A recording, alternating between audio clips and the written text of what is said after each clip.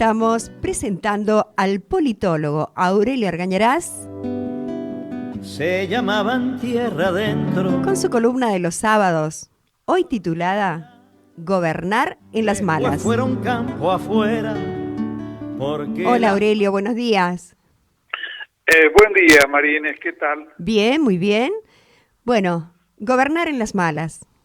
¿Cómo es, Aurelio? ¿Cómo? ¿Cómo se hace? Bueno, no me hagas reír, Marínez. Uno se ríe, pero es triste. Sí, el problema es que últimamente yo advierto que de alguna manera hemos dado por sentado que cuando a un gobierno le toca gobernar en las malas, está condenado.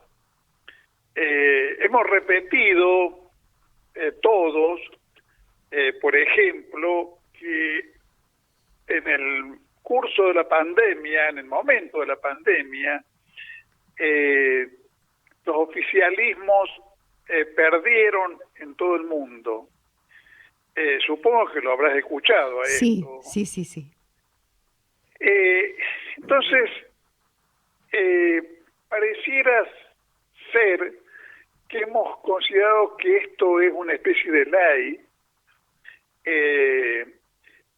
que las poblaciones, los electorados, cuando tienen que sufrir alguna situación complicada, difícil, dramática en muchos sentidos, la pandemia no ha sido solamente un proceso epidemiológico. Por sus características, las medidas que tuvieron que tomar los diferentes gobiernos, hubo sufrimiento económico.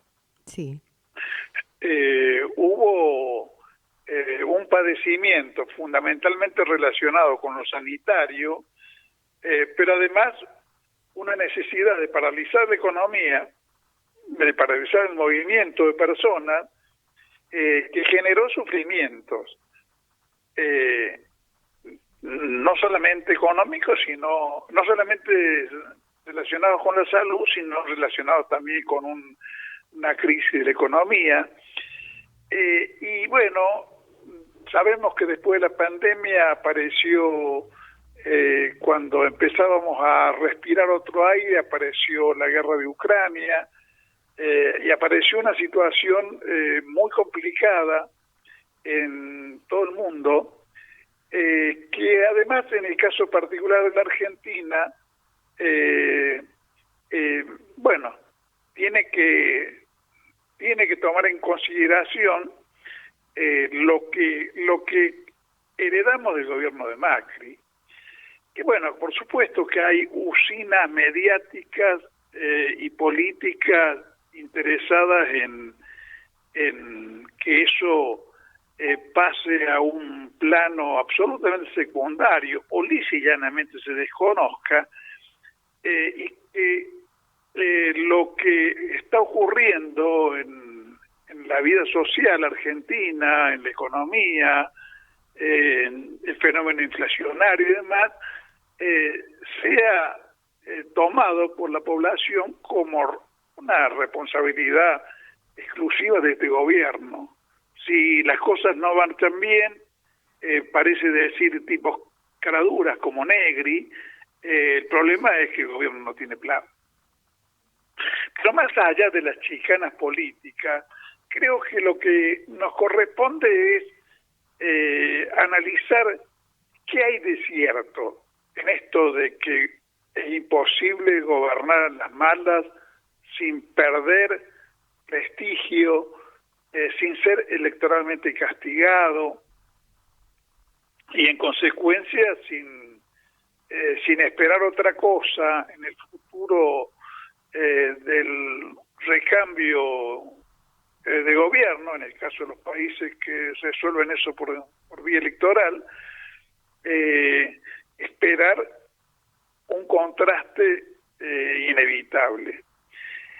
Yo creo que como otros fenómenos que superficialmente se atribuyen al efecto de fuerzas, de las fuerzas que operan en la realidad política, generando opinión. En este caso se soslaya el hecho de que particularmente en Argentina, pero no solo en la Argentina, sino en diversas sociedades en la actualidad, estamos viviendo en una crisis de las representaciones políticas. En el caso de Europa, vemos, por ejemplo, que en principio a las poblaciones les da lo mismo votar, si se trata de las fuerzas tradicionales, le da lo mismo votar a la derecha que a la izquierda, a las representaciones socialdemócratas que a las representaciones conservadoras, y que en ese marco, en el caso de esos países, lo que ha cobrado relieve con índices electorales que en otras épocas eran ínfimos, es lo que se denomina, algunos denominan la nueva derecha, en el caso de Estados Unidos fenómenos como el de Trump, que en realidad lo que están mostrando es una disconformidad general con los sistemas partidarios tradicionales.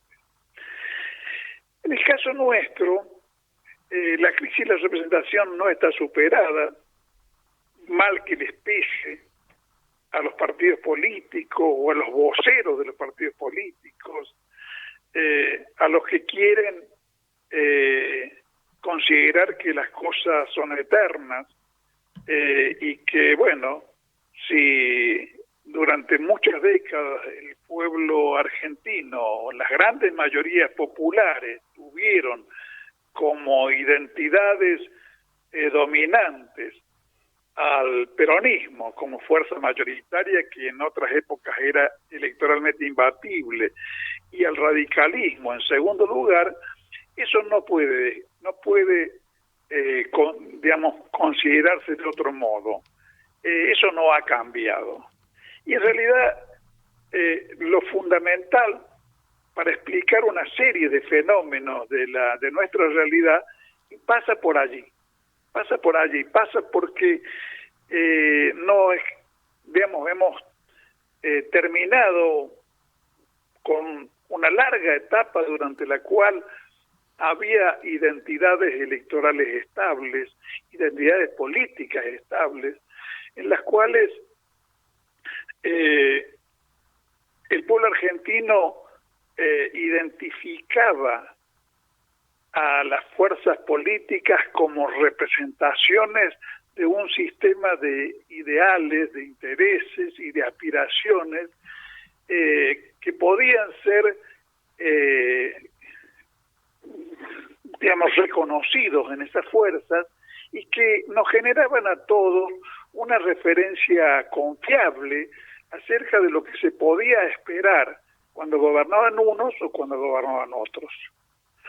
Eso ha desaparecido y lo que tenemos es un electorado mucho más frívolo en cierto sentido, mucho más despolitizado en otro, muy distante, muy alejado de las fuerzas partidarias, que mayoritariamente o se define o si no se define actúa como un electorado fluctuante e independiente que se guía por las impresiones de cada situación. Esa es la explicación por la cual en el periodo que va del 2015 al 2019, en las elecciones intermedias, por ejemplo, ganó Macri. En las elecciones del 2019 ganó el Frente de Todos, después de una situación en la cual Macri había decepcionado. Y había decepcionado porque su política había terminado con una devaluación brutal, había generado una especie de crack en el país, había afectado la situación de las grandes mayorías y en consecuencia lo que predominaba era el rechazo a la continuidad de Macri. Ese rechazo fue determinante de que al constituirse el Frente de Todos y erigirse como candidato por decisión de Cristina Fernández de Kirchner, Alberto Fernández, la elección se ganara en las PASO con una gran comodidad, con una mayoría muy clara, y en las elecciones generales también de modo claro, pero por porcentajes mucho menores. Y que en una situación nueva, posterior a la pandemia, en el 2021, perdiéramos las elecciones por un estado de disconformidad vago, difuso, pero claro, de las mayorías electorales con la situación que le había tocado vivir en el marco de la pandemia. Yo analicé esa situación en una nota, digamos, escrita, que se llama Los orígenes, la derrota del 12 de septiembre, y me pronuncié contra la teoría de que las elecciones se habían perdido porque el gobierno no había puesto platita en el bolsillo. El factor económico, sin duda, que había cumplido un papel, pero había logrado cumplir ese papel en un marco caracterizado por las cosas que acabo de señalar. Yo en ese momento hice una referencia que a alguna gente poco afecta a la reflexión, le puede parecer lejana y caprichosa inclusive, a que el general Perón, después de 2 años de sequía severa en el país, donde la situación económica desmejoró en 51, y hubo que comer pan de centeno, ganó sin embargo cómodamente las elecciones por mayorías aplastantes, porque la identidad generada por el proceso de construcción del peronismo, con un hecho culminante en el 17 de octubre, era inconmovible. La fe en el general Perón no podía ser alterada por una situación coyuntural, digamos, de lectura sencilla. Perón podía hacer muchas cosas, pero no podía hacer llover o hacer que las cosechas prosperaran si la naturaleza estaba en contra. Y del mismo modo, en situaciones análogas en otras partes del mundo, situaciones muy duras, sin embargo, no solamente no llevaron a las caídas de los gobiernos, sino que incluso llevaron a una especie de fortalecimiento de la solidez de los vínculos de estructura política y de su liderazgo con el pueblo respectivo. Un caso concreto y relativamente próximo es el de la hermana República de Cuba, después de la caída de la Unión Soviética. Cuba padeció una situación muy grave por la pérdida de los auxilios económicos que representaba para la economía de la isla la presencia de Rusia, y sin embargo el régimen sobrevivió, a diferencia de los regímenes que cayeron en esa misma época de Europa Oriental y de la propia URSS, sobrevivió y digamos, y no atribuyó, la población no atribuyó a una mala gestión de su gobierno las dificultades económicas que estaba sufriendo. El que tenga más un interés histórico más amplio en ver casos análogos, sí, puede remontarse a la situación de Rusia después de la revolución de 1917, cuando a pesar de las hambrunas y hasta de muerte por hambre y digamos y fenómenos de canibalismo que ocurrieron alrededor de 1918, 1920, el partido bolchevique no cayó de poder. Entonces, tanto esas tres experiencias que estoy citando, la de Rusia, la de Cuba y la de Perón en la Argentina, muestran que no hay una relación mecánica y obligada entre la existencia de padecimientos y la opinión que el pueblo se forma respecto a un gobierno. Esto sí ocurre cuando en una crisis de representación las relaciones entre las grandes masas y el sistema político y son la verdad que muy frágiles, muy inestables, y en consecuencia el voto fluctúa. No hay ni identidades políticas fuertes, ni constancia, ni la constancia resultante de las decisiones populares a lo largo del tiempo.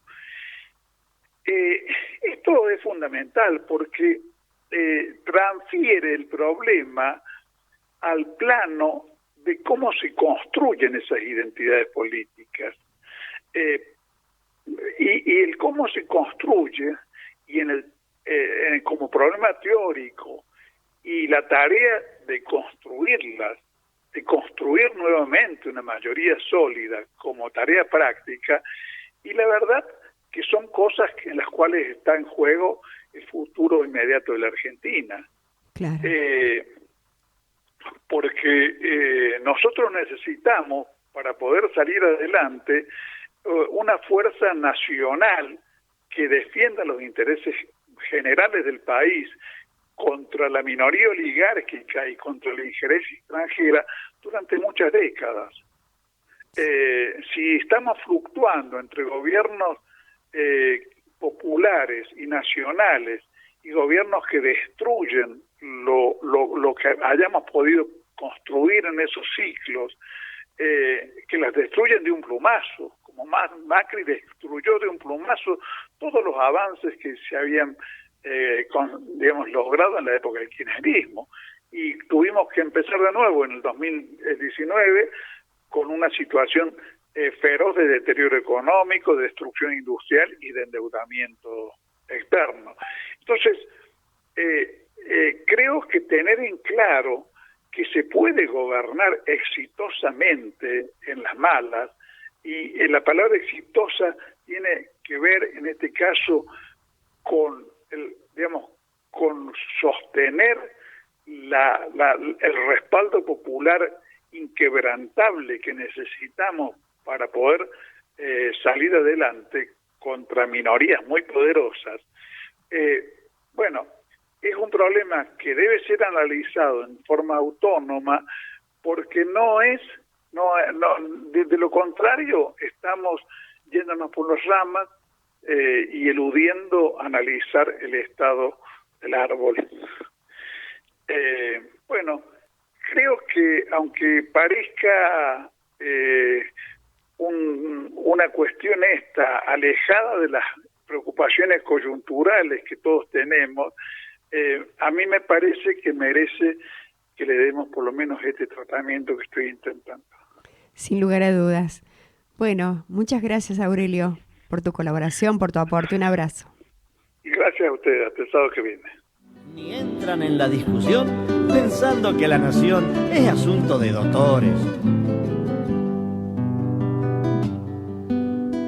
Si quiere ver un tilingo Métase un rato en un bar y escúchelos conversar de huelgas y obreros vagos, y no pagan ni su trago si el dueño no quiere fiar.